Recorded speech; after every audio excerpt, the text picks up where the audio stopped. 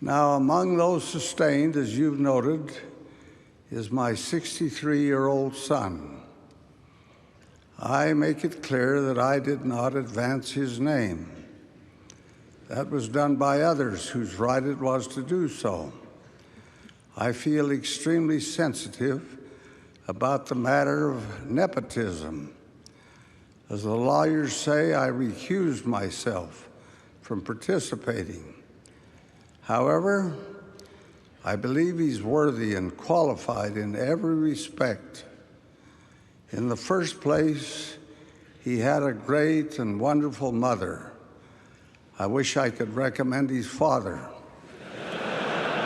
I am not without personal experience. Sister Hinckley and I will soon have been married for 66 years. I don't know how she's put up with me all this long time. Now we've grown old, but how grateful I am for her, how anxious I am to see that she is comfortable, how much I desire the very best for her. What a wonderful companion she's been. What a marvelous wife, and what a tremendous mother and grandmother, great-grandmother. Appreciation for a splendid woman, Colleen, a wife for all seasons, who has made our home a haven. I express love to my wife, who is splendid in every way, my deep appreciation to her, to my goodly and gracious parents, to my children who are committed and who are wise enough to have married committed eternal partners. In 1956, after returning home from several years in Washington, D.C., and having declined several attractive offers there, I received an offer to work at the University of Utah. My wife said I should take it. She said, presciently, "I feel if you go there, maybe you'll have some influence on students." I replied impatiently, "I'll just be typing news releases." The subsequent opportunities included being a bishop of a student ward, dean of students, and teaching hundreds of fine students in political science. It wasn't status that mattered, of course, but being stretched and being given opportunities to serve. Our wives are often inspired, but sometimes in a counterintuitive way. As a young father, I learned the demanding role of motherhood. I served as a counselor and then as a bishop for a period of 10 years. During that time, we were blessed with 6 of our 7 children.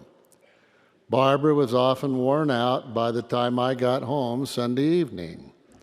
She tried to explain what it was like to sit on the back row in sacrament meeting with our young family. Then the day came I was released. After sitting on the stand for 10 years, I was now sitting with my family on the back row. The ward singing mothers were providing the music, and I found myself sitting alone with our 6 children. I have never been so busy in my whole life. I had the hand puppets going on both hands, and that wasn't working too well. The Cheerios got away from me, and that was embarrassing. And the coloring books didn't seem to entertain as well as they should. As I struggled with the children through the meeting, I looked up at Barbara, and she was watching me and smiling. I learned for myself to more fully appreciate what all of you dear mothers do so well and so faithfully. 64 years ago this September, I returned home from my mission in England. 3 days after returning, I attended a Hello Day dance at the University of Utah with a friend of mine. he told me about a beautiful sophomore named Barbara Bowen, who he thought I ought to meet. He brought her over and introduced us, and we started to dance. Unfortunately, this was what we used to call a tag dance, which meant that you only got to dance with the girl until somebody else tagged you out. Barbara was vivacious and popular, so I only got to dance with her for less than a minute before another young man tagged me out. That was just not acceptable to me.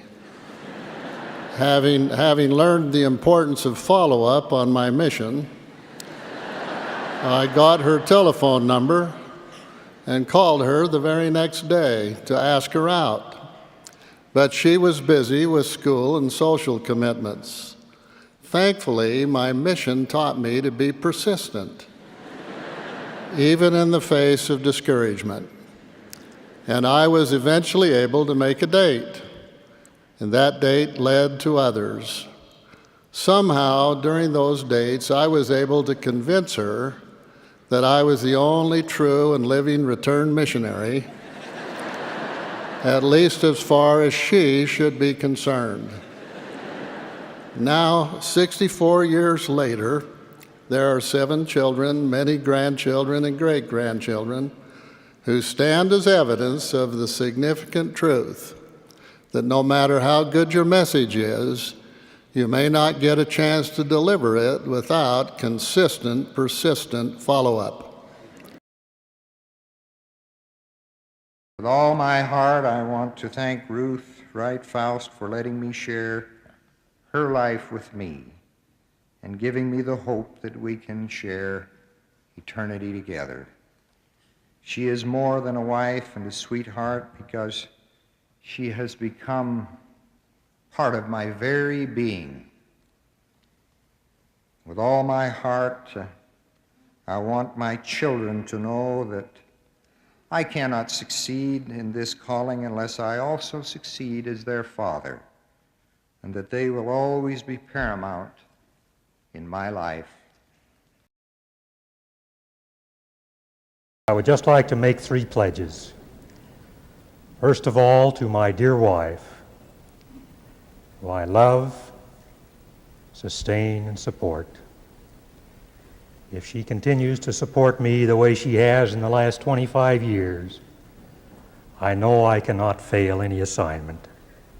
As difficult as it may be, I would like to pay tribute today to a very noble soul who found the joy in living a life of service. Our first meeting occurred 30 years ago. I was a newly appointed secretary to the stake MIA. She was a board member from one of the wards. My job was to call the roll. I remember a particular evening in those days when we had a standing roll call, when I was calling out the wards. And suddenly my eyes met a charming, beautiful young woman. I completely lost my ability to count.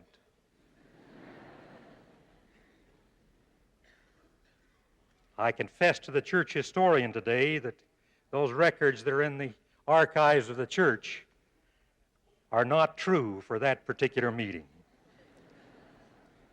8 months later, I was kneeling at an altar in the house of the Lord, holding her hand and hearing the most glorious words ever to be uttered on earth: for time and all eternity. I realized that I was receiving the greatest gift of God. I was being sealed in marriage by one having the authority to act for the Lord, in uniting myself and my lovely companion together for time and all eternity, if I would but live worthy of her. We'd only been married a few days before I found out I had married a woman with great empathy in her heart for her fellow men. All of those wonderful aromas which came from the air around her kitchen were not all intended for me. For when she would find someone in need, she could not rest until she had made an effort to supply a relief. She understood her role in the family organization. She was anxious to fill that which God had intended for her, and had confidence and trust that I would fulfill the one designed for me. My responsibility was to be the provider and protector and builder of the home. Hers was to put beauty and love within its walls. When I married her, she was already an expert in her field. I still needed training in mine. During those early years, I'm certain she could have returned a much larger paycheck to the family than I was able to provide. However, when I came home one evening and announced that I had qualified for graduation from college, without even making it a matter of discussion, she marched into her boss the following morning and resigned.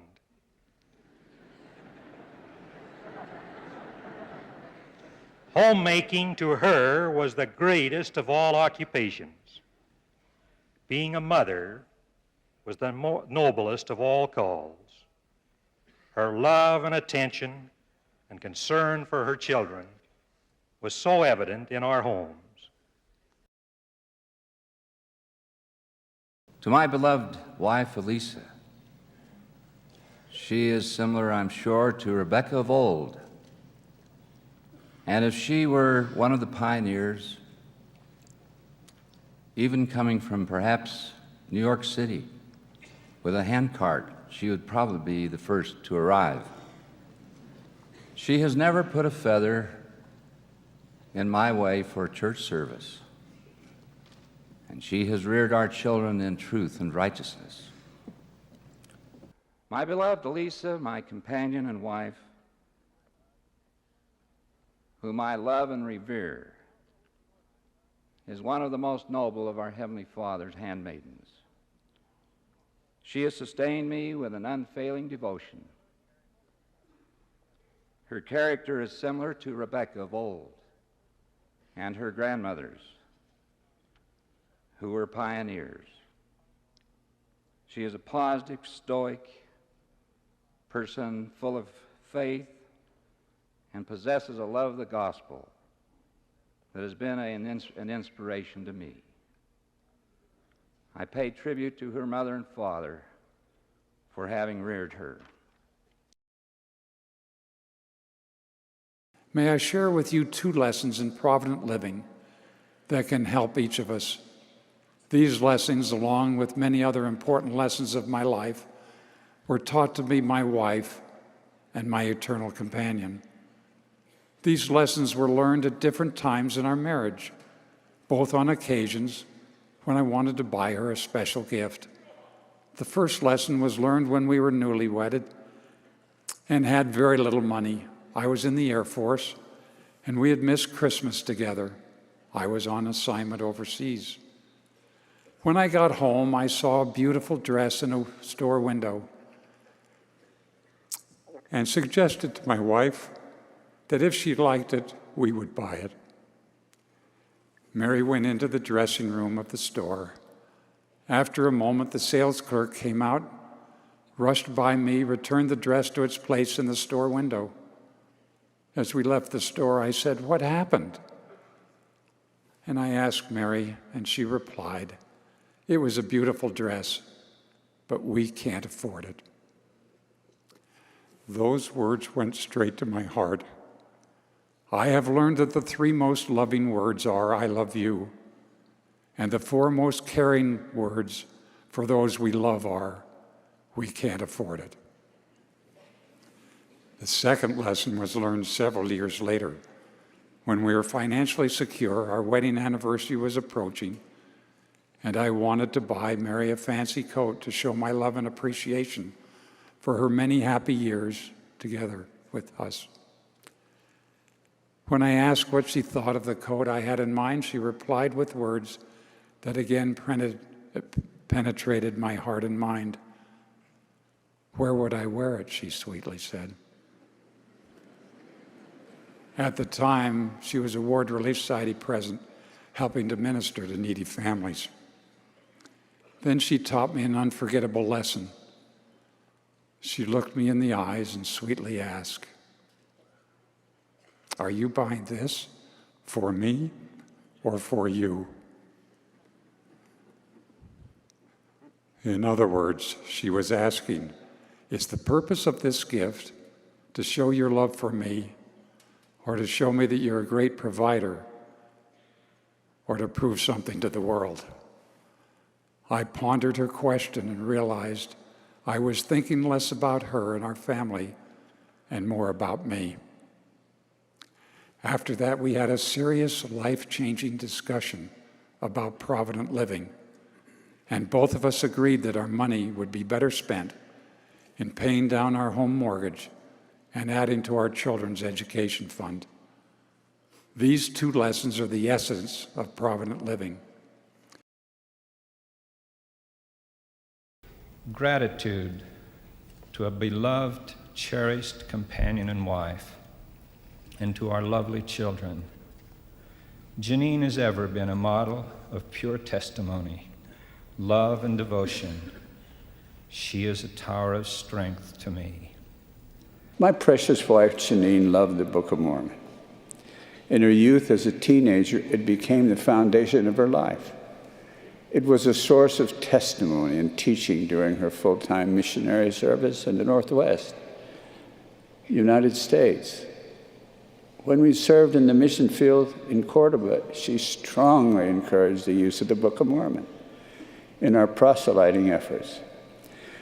Janine confirmed early in her life that those who consistently read the Book of Mormon are blessed with an added measure of the Spirit of the Lord, a greater resolve to obey His commandments, and a stronger testimony of the divinity of the Son of God.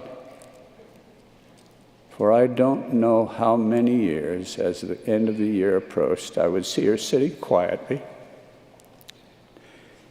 carefully finish the entire Book of Mormon yet another time before year's end,